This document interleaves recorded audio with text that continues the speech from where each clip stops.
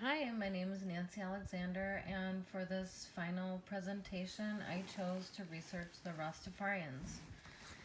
Um, the reason I chose the Rastafarians is because of my love for reggae music. I love Bob Marley, and I love the way I feel when I listen to reggae music.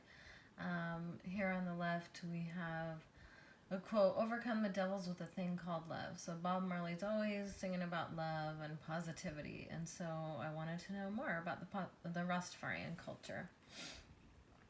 One thing that I was surprised to find out about the Rastafarians is it's not just a mindset or way of life, that Rastafarian is actually a religion.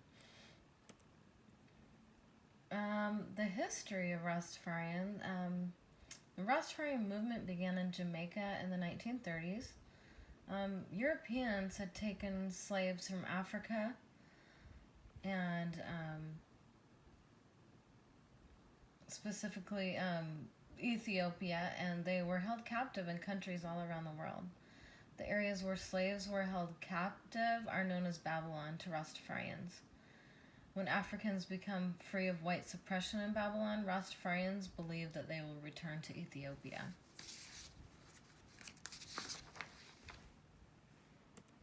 The next slide is of Marcus Garvey. He is a Jamaican political activist, and he lived from 1887 to 1940. Marcus Garvey had a prophecy to unite black people with their homeland, and he led an organization called Universal Negro Improvement Association. Garvey said, "Look to Africa, where a black king shall be crowned. He shall be your redeemer." Rastafarians believe that Jesus is black. Another key person in the Rastafarian movement is, I'm going to say, Haile Selassie. I'm not sure if I'm saying that right, but while he never considered himself a god, Rastafarians do believe he was a god. They believe that he was an actual relative of Jesus and that he was the Messiah who returned here. He eventually became the Emperor of Ethiopia. The next slide is of Leonard Howell. He was considered the first Rasta man. In 1935, the first Rastafarian branch was founded by Leonard Howell, and he believed that Selassie was a divine being and that black people will become superior to whites, as was always intended. So, and Rastafarians believe, you can see here at the bottom in bold, God doesn't call the qualified, he qualifies the called. So they believe that Rastafarians will just have a revelation that they should be Rastafarians, and then they become Rastafarians. The next slide is Bob Marley, because in the 60s and 70s, Bob Marley really expanded the appeal of the Rastafarian movement. He was loved by many, and his music became popular. The Rastafarian movement became recognized by people from all over the world, and more people were singing about smoking herb and rising up against Babylon. So, some traditions and rituals of the Rastafarian culture. Rastafarians don't meet in a typical church building. They do meet weekly, and usually these meetings are taking place in a community building or in someone's home. Usually these sessions, they're called reasoning sessions, and attenders will be chanting, praying, singing, discussing issues, and smoking marijuana. It should be noted that even though marijuana is considered a sacred herb in the Rastafarian culture, it's not required to smoke it. They also make music called Nyambingi at the weekly meetings, and they also often have large feasts at these meetings. Rastafarians believe that marijuana is a holy herb, and it can be referred to as wisdom weed. Before Rastafarians smoke marijuana at a ritual, they chant together Glory be to the Father and to the Maker of creation, as it was in the beginning, is now, and ever shall be, world without end. So they believe in eternal life. I chose this picture. The three little girls on the left have the dreadlocks, which I'll talk about later, and on the right, the men, which this is a patriarchal religion, highly run by men, but they are wearing the Rastafarian colors and covering their dreadlocks with the traditional type hats.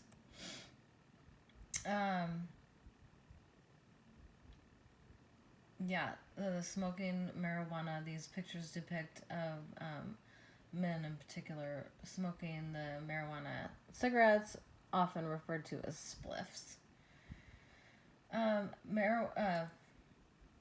Rastafarians have many religious beliefs that impact their lifestyles. Rastafarians, they don't eat red meat, scavengers, pork, or shellfish. They also choose to eat as naturally as possible. They avoid processed or packaged foods. They'll eat fish, but not any fish longer than 12 inches long. Rastafarians believe that any food that comes from the earth is good, so they eat lots of fruits and vegetables. They don't often use salt to prepare food, but they often cook with coconut oil. Rastafarians do not drink milk or coffee, but herbal tea is acceptable. They are also religious about taking care of their bodies. They don't drink alcohol or smoke cigarettes.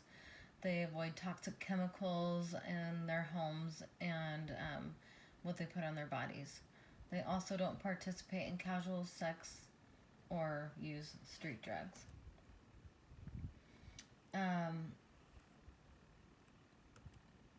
Rastafarians are a patriarchal religion, and women usually accept their subservience to men. They're pro-life, and they put high value on having children. Traditional marriage is not required, and a man can have multiple sex partners if he chooses. On the other hand, women are expected to have only one male sexual partner, and although some Rastafarians are legally married, it's usually a common law situation. Raising a family is a priority for the Rastafarians, and men are often in charge of raising the family as the women work. Rastafarian women are often referred to by their men as empress or queen, while men are referred to as kingsmen. So the next section is about adornment. In this picture, we see dreadlocks. Both Rastafarian men and women are expected to wear their hair in dreadlocks.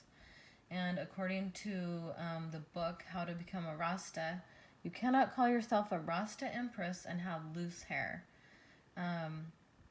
This is a specification detailed in the Bible.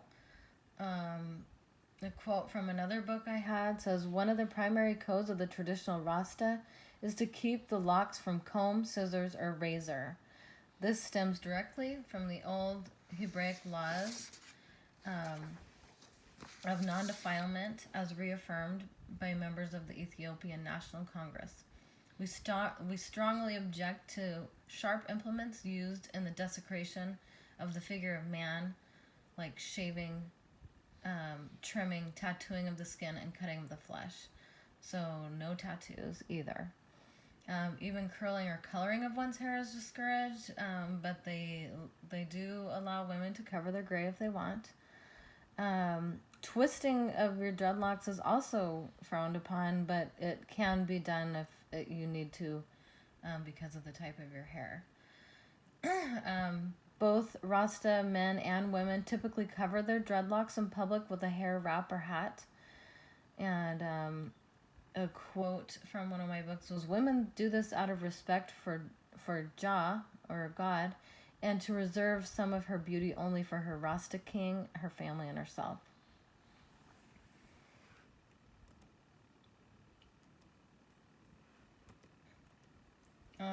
Since Rastas are a patriarchal religion, women are usually required to wear dresses and loose clothing that hide their curves.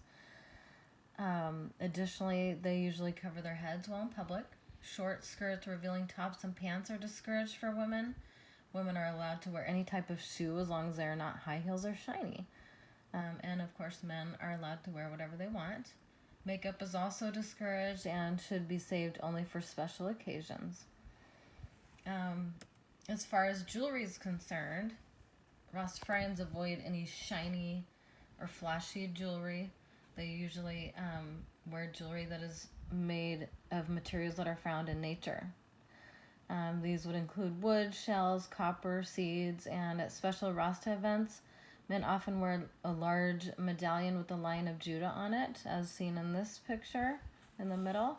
The Lion of Judah is a Rastafarian symbol that represents Emperor Haile Selassie, and it represents strength, kinship, pride, and African sovereignty.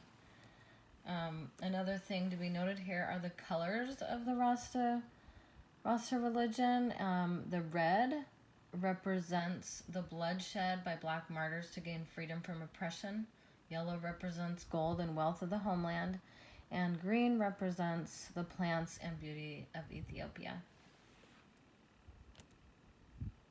Cultural thoughts. There's so many parts of the Rastafarian religion that I agree with. Some of these things include practicing patience, love, and understanding, standing united, allowing others to act freely, knowing when to keep silent, and honoring your body and the earth. I also agree with their ideas about family and children. On the other hand, I find the patriarchal practices to be sexist. I'm sure that the Rastafarians wouldn't see it this way. The women choose to be subservient to their men. But I had a hard time with the fact that men are not expected to be monogamous. They can have as many sexual partners as they choose, but a woman is expected to be monogamous, and obviously there's a double standard there. Also, Rastafarian women are considered to be impure when they're menstruating, and that they have evil, tempting power over men, which is another reason why they wear clothing that doesn't hug their body, or and why they cover their head, which is not unique to the Rastafarians. Obviously, lots of religions believe that. So I just feel like those ideas are outdated, and that women should be able to wear whatever they want, and that can include dressing modestly, and that men should be expected to have self-control. So, concluding thoughts, my final thoughts on this is I gained a lot of respect for the Rastafarian culture and religion, and just can understand why they believe like they do and practice like they do, and there are a lot of really positive things about it. I would say what I love most about it is the reggae music. I always feel like with reggae music I want to dance barefoot in the sand. I was a little surprised to discover how dogmatic the religion is, considering how open and loving and laid back the Rastafarians are portrayed to be. So I admire their love for their families, their country, and nature. I'm not sure that the religion would be a fit for me, just because of the oppressive rules regarding women. But I found it very interesting. So thank you.